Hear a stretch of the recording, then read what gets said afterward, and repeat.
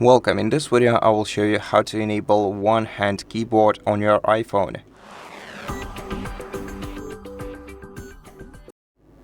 First let's open settings and then let's go to general section. Here find keyboards. Then in keyboard menu select one-handed keyboard and then select the position for your keyboard, so either left or right. Then you can check what it looks like by opening any text field, and here's how you use it basically.